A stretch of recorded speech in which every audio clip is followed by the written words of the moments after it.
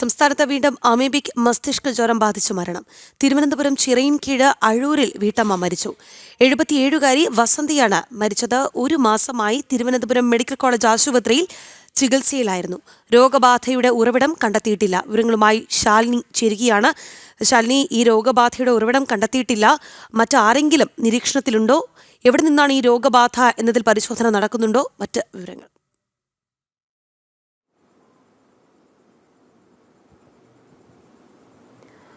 രാഖി, തിരുവനന്തപുരം ചിറയിൻകീഴ് അഴൂരിലാണ് വീണ്ടും ഒരു മസ്തിഷ്ക ജ്വര മരണം ഇപ്പോൾ സ്ഥിരീകരിച്ചിട്ടുള്ളത്.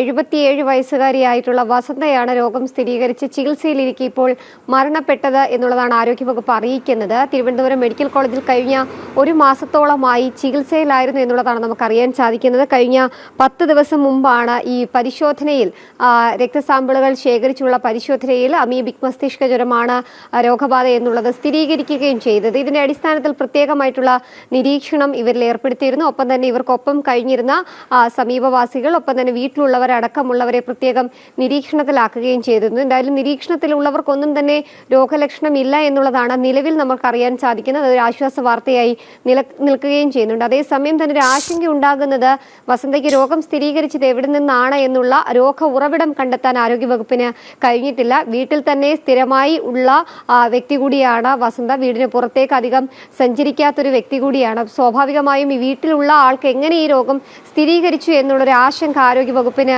മുൻപിലുണ്ട്. തലസ്ഥാന ജില്ലയെ സംബന്ധിച്ചിടത്തോളം ആഴ്ചയിൽ 3-4 അമീബിക് മസ്തിഷ്ക ജ്വരം സ്ഥിരീകരിക്കുന്ന സാഹചര്യമുണ്ട്. ഇവയുടെ ഒന്നും തന്നെ ഉറവിടം കണ്ടെത്താനാകുന്നില്ല എന്നുള്ളത് ജില്ലയെ സംബന്ധിച്ചിടത്തോളം, ഒപ്പം തന്നെ സംസ്ഥാന ആരോഗ്യ വകുപ്പിനെയും വിഭാഗത്തെ സംബന്ധിച്ചിടത്തോളം വലിയ രീതിയിലുള്ള ആശങ്ക ഉണ്ടാക്കുന്നുണ്ട്. എന്തായാലും പ്രദേശം വസന്തയെ രോഗം സ്ഥിരീകരിച്ച സാഹചര്യത്തിൽ ആ പ്രദേശം പ്രത്യേകമായിട്ടുള്ള ക്ലോറിനേഷൻ അടക്കമുള്ള കാര്യങ്ങൾ നടത്തി.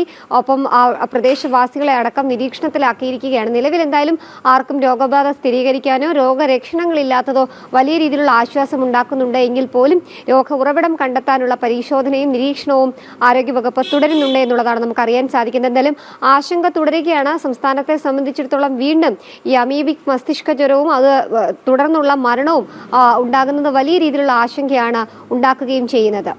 ശരി ശാലിനി, സംസ്ഥാനത്ത് വീണ്ടും അമീബിക് മസ്തിഷ്ക ജ്വരം ബാധിച്ചു 1 മരണം കൂടി റിപ്പോർട്ട് ചെയ്യപ്പെട്ടിട്ടുണ്ട്. തിരുവനന്തപുരം ചിറയിൻകീഴാണ് മരണം സംഭവിച്ചത്. ശാലിനിയാണ് വിശദാംശങ്ങൾ നൽകിയത്.